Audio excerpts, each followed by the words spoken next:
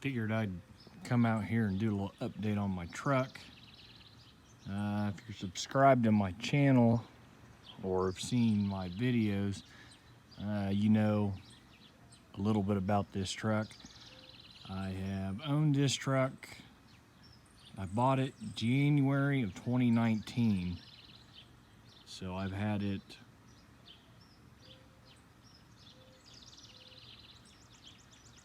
four years basically. So a little over 4 years. Bought it with maybe 58,000 miles on it, and it's currently sitting at about just under 83,000. This truck is a tradesman package, equipped with the G56 manual transmission.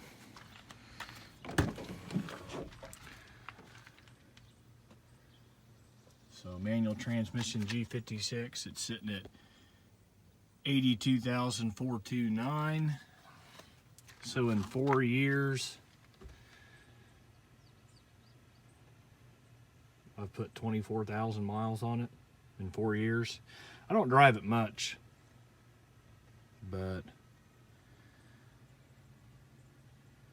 it is a tradesman package truck, but it does have the cloth seats. Cloth seats, power windows, power locks, electronic 4-wheel drive, and the rubber floor mat. Now, I like that the best. If I was to order a truck, I would order it with rubber floor mats, and then just like the bare basic stuff. I do like the power windows and the power locks, and I like the cloth seats over the vinyl seats, but I don't care about the larger radio screen, and I don't care about leather seats. But everybody's like, oh, it's a tradesman, this and that, but it's basically optioned as like an SLT. Now, one thing that's kind of rare about this truck is how many tradesmen do you see that's in PXR black? So this thing was ordered with PXR black, and overall it's a very nice truck.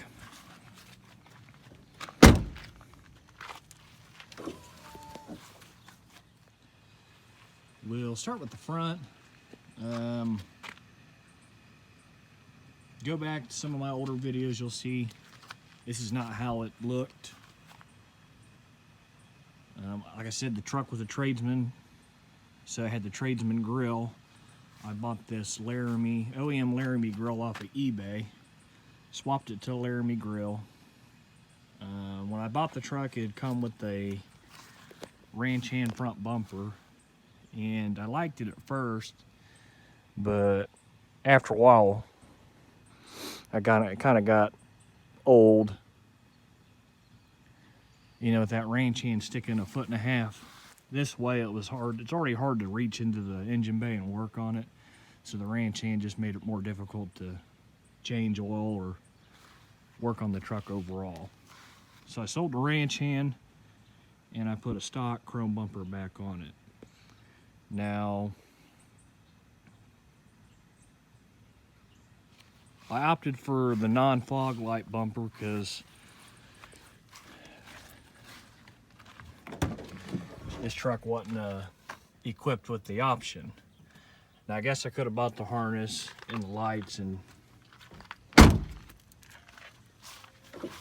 gave it the fog light option, but I really don't care about fog lights, honestly. I pieced this bumper together with eBay parts. It was pretty hard to find every little piece because I couldn't find a decent used bumper on Marketplace. Everything was dented up. And when I took the ranch hand off, all the stock hardware was gone, so I had to like piece this thing together. And there's no videos on YouTube on what you need or this and that, so I had to buy the bumper, buy the brackets, went and got my own bolts, had to buy the lower valance,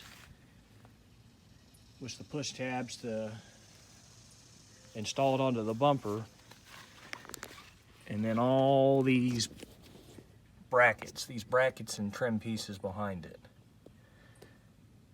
So that was a little ordeal. Truck was missing the front tow hooks because of the ranch hand, so I had just put these aftermarket. I put this aftermarket tow hook kit with this light bar. So the light bar kind of makes up for the lack of fog lights.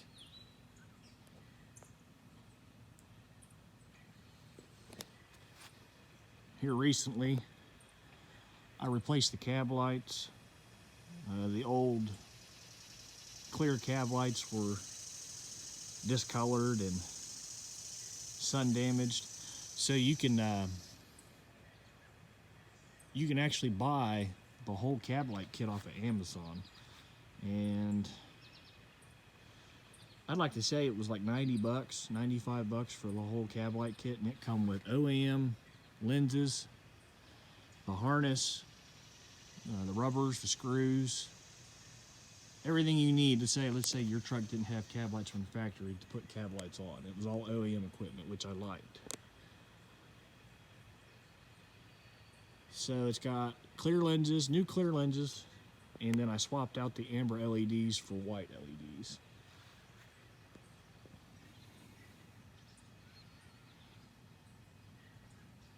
On the front of the truck, headlights.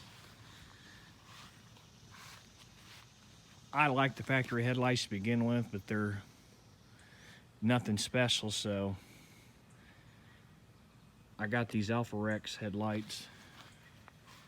And I don't know how I feel about it. I was never one to like the whole blacked out look, but I don't know. I guess it looks all right. To me, it kind of looks weird with the blacked out light and then a Laramie grill.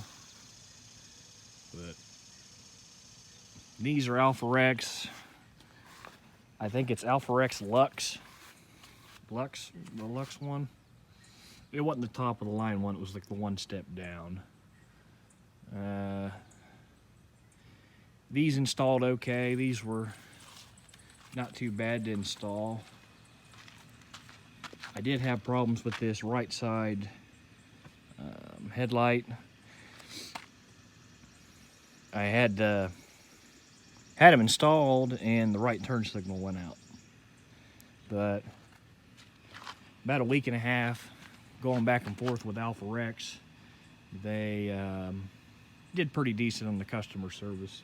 They sent me out a replacement headlight, and then I had to ship the old one back, and I haven't had any problems since. So Alpha Rex headlights, eBay Chinese light bar, OEM replacement lenses with white LEDs. I had a set of Recon smoked cab lights with white LEDs, and I started wiring them up, and I don't know if I just got a bad batch of cab lights, but they weren't very bright. So I decided not to install them, plus the grommets and the seals felt real cheap. So I'm not a real big fan of Recon stuff, not anymore. Those Recon taillights in that Duramax ain't too bad, but Alpha Rex, my opinion, Alpha Rex or Morimoto. So that brings me to the next thing. This truck, my turn signal lenses and my puddle lights were out on this thing. So I just went Morimoto everything, besides the headlights. Got Morimoto corner mirror lights, Morimoto puddle lights,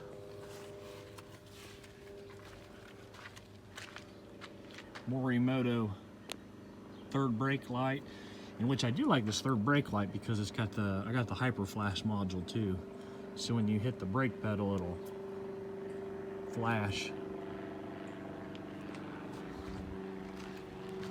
Like I said, I'm not really into the whole blacked out light look. I like these Morimoto taillights pretty good.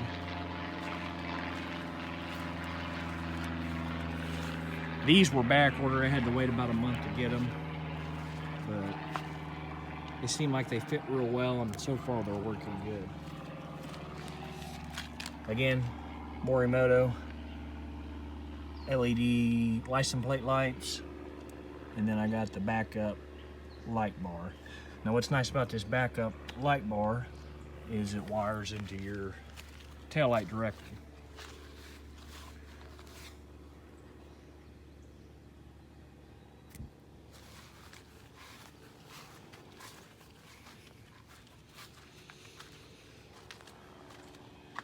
And mirror lights, puddle lights, all the lights work on this thing.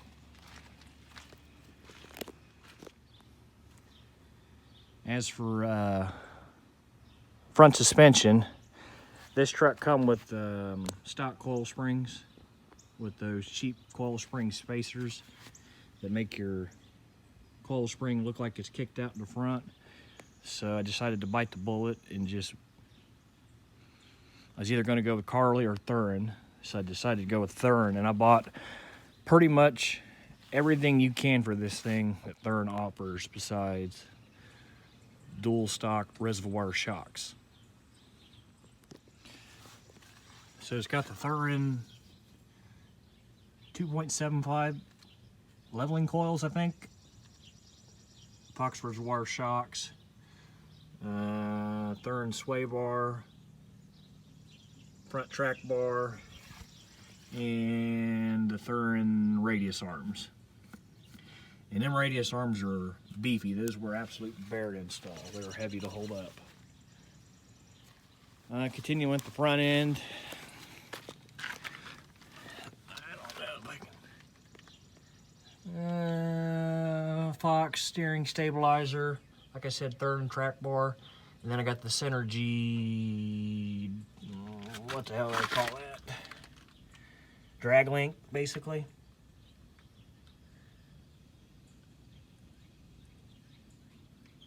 This truck really didn't have any front end issues. Like I said, only 83,000 miles, but since I was there, I just went ahead and done what I could. So it sits pretty level. It rides better than it ever has.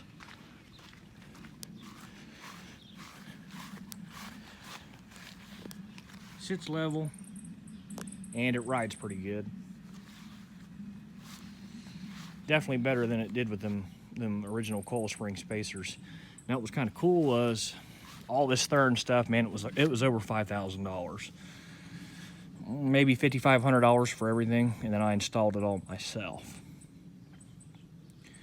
These Thurin radius arms are nice though, because they got that indentation.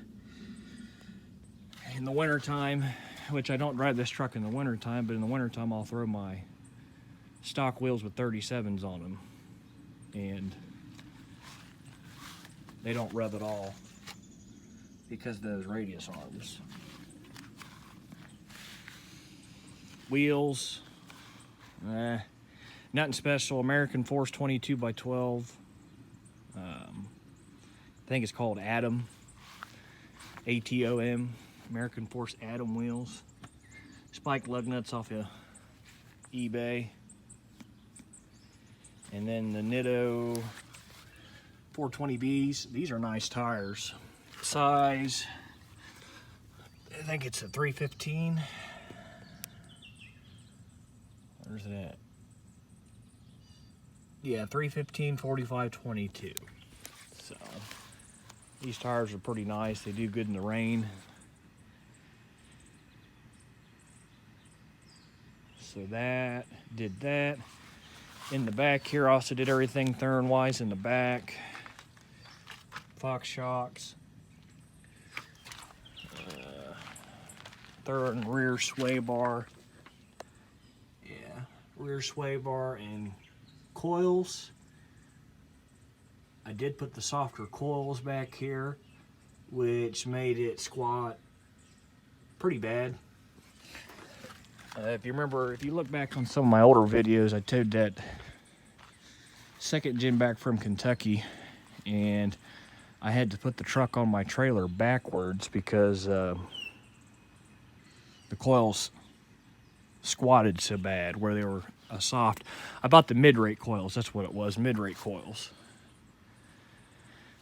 So to help with that, I installed these airlift airbags, which now I don't have any problems with it squatting. So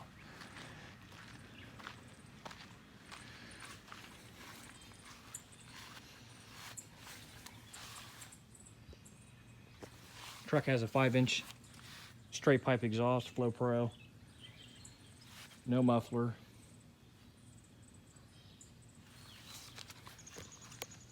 It does have a B&W gooseneck turnover ball.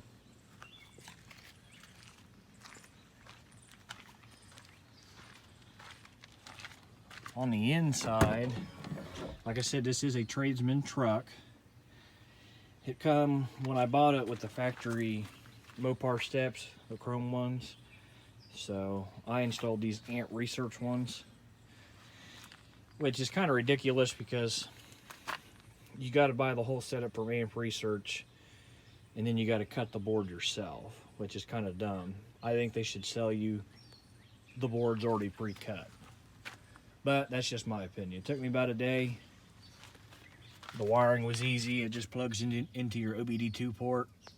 Haven't had any problems since. They've been on there for over a year.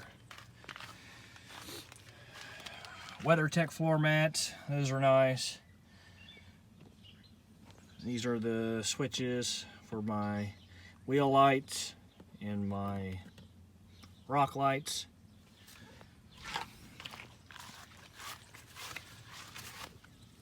Wheel lights are in there, and then my rock lights, I put 2 in each fender well.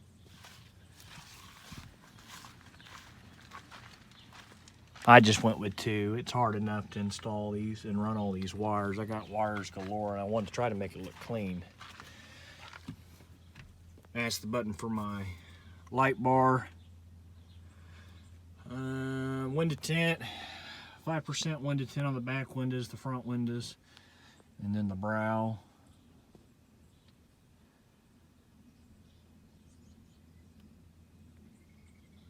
Here recently, I installed the B&M short throw shifter and a Hi-O diesel 13-inch shifter with just a little orange shift knob. I guess it's kind of counterproductive of putting a taller shifter or a taller handle with a short throw shifter. Kind of defeats the purpose of having a short throw shifter, I guess. That's all right. It's been in there for about 3 weeks. It's definitely stiff, but I've read where some guy said it has a break-in period. Overall, this thing's pretty clean. The seats look pretty good. Headliner's pretty clean. I did spill a little ATF on there when I pulled the old shifter out. But what I do want to do to this thing eventually is cat skin these seats. Probably going to do black suede in the middle and then leather on the outside. And then I might put a system back in it. It had a system in it before I bought it because the tray's missing back there. It's obviously wired for something. So I might put subs back in it eventually. I think it'd be cool to have Laramie door panels for this thing, but you can't find any. All the Laramie trucks were crew cabs or mega cabs, and if you didn't know, the doors on a regular cab are different than what's on a crew cab. So you got to have door panels off another regular cab to make them work.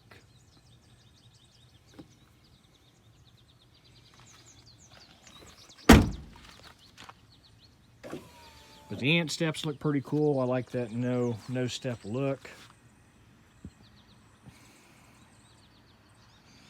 Trying to think what else I've done. I had the truck ceramic coated. Buddy I went to school with ceramic coated it.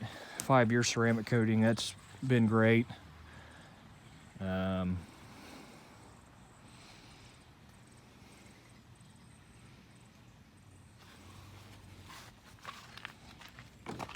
Just the next thing would be under the hood. So it's got a B&M short throw shifter, Ohio diesel shifter, or shift handle, and I swapped out the fluid for Amsoil Synchro Mesh, and I also put the transmission coolers on the G56.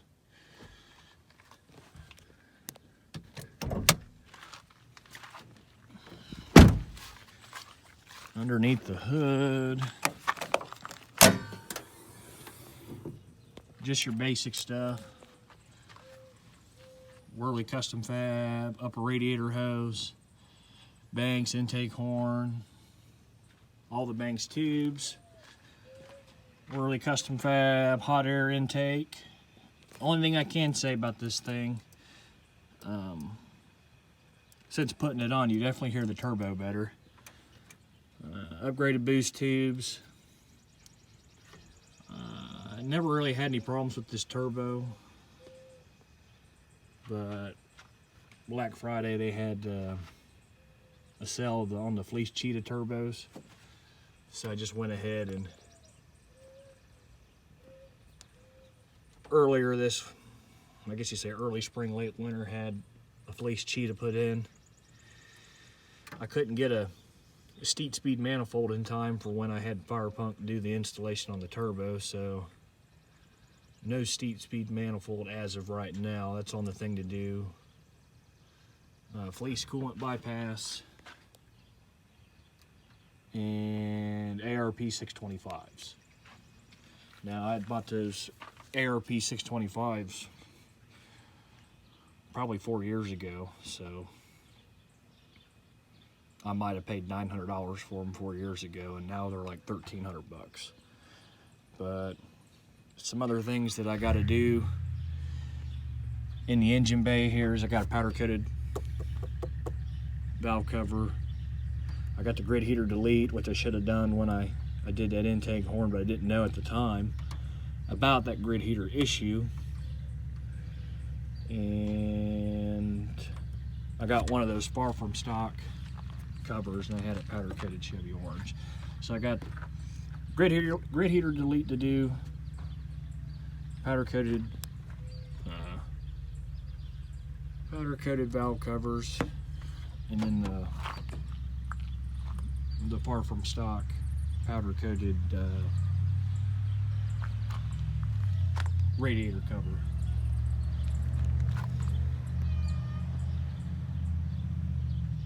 And kitty's meowing. So really I don't know what else I'm going to do to this thing. I'm going to keep it stock fuel, stock injection pump, because it's reliable. We'll just leave it at that. South bend dual disc, if I didn't say it already.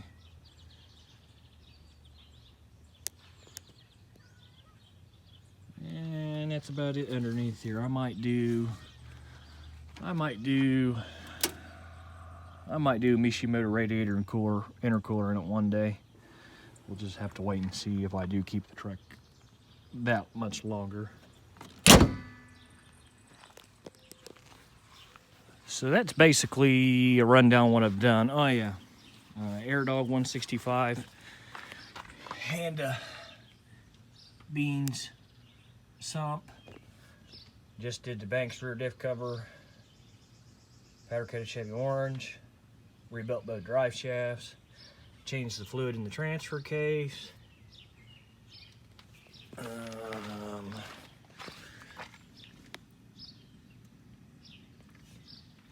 Deleted the fuel filter on the engine because I got the 165 fast and or not 165 fast, Got a fast on the Duramax 165 Air Dog. And then I converted them filters. I forget what that kit's called. Black Bear Performance, maybe. I can't keep up with all this stuff, but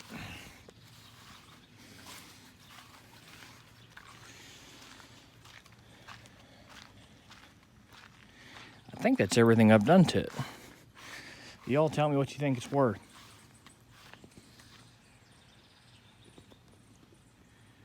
Located in Dayton, Ohio area. This truck did spend some time in Virginia.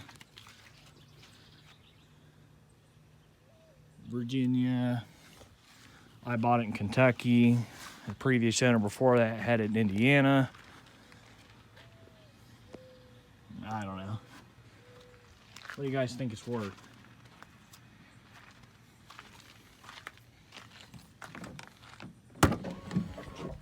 Again, it's only 82,000 miles. Obvious weight reduction, single tune. I'll come back later when it's a little bit darker and I'll show you all the lights. What do you guys think this thing is worth? Everybody complains that it's a tradesman, but in my opinion, it's just as good as any SLT. And I don't think they even offered a Laramie single cab, so. Single cabs are kind of rare. It's 2015, under 100,000 miles. Had tasteful mods done to it. Runs and drives great. So, I don't know. Let me know. What do you think it's worth? I think last year, I had this for sale for a little bit before I did the studs and the turbo and some other stuff to it and all the lights. And my bank told me that they could loan $36,000 on it, 36,000, 37,000. So that's what they said, that's the loan value of it. So technically, if it was just a bare stock 2015 without all the extras, my bank said that they would loan 37 on it. Maybe more if you had 10 to 15% down. So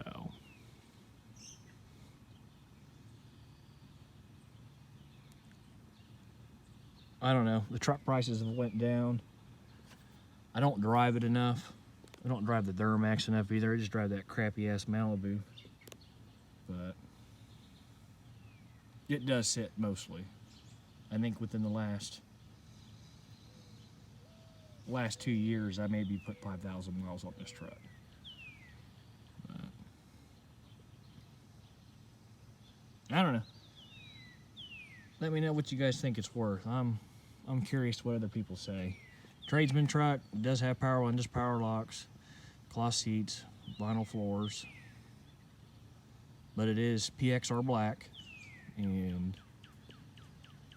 if I do anything else to it, I'm just about done, but I'm probably going to do the cat skin seats and maybe put a sub box behind the seats. But other than that, I think this project's just about done. And this is basically an update video. Thanks for watching.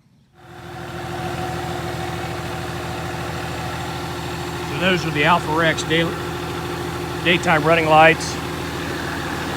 Again, you can hear it running. 5-inch straight pipe, police cheetah. You can hear the cheetah turbo pretty well.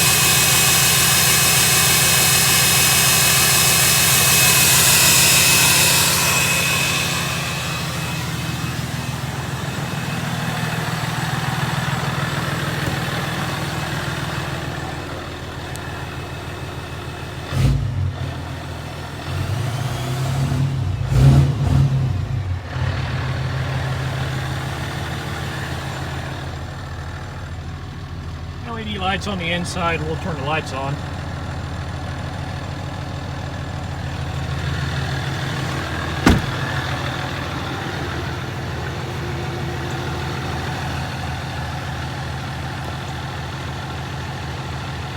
white cab lights, Alpha X headlights.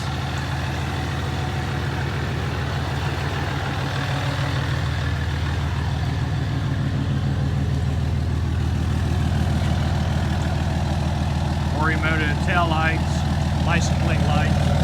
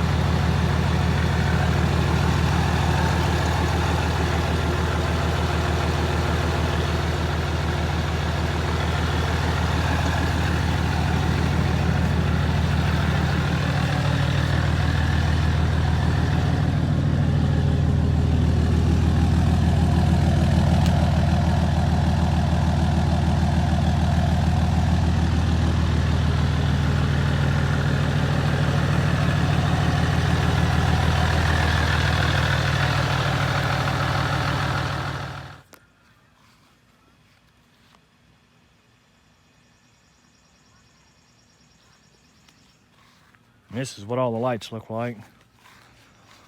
Rock lights and the wheel lights.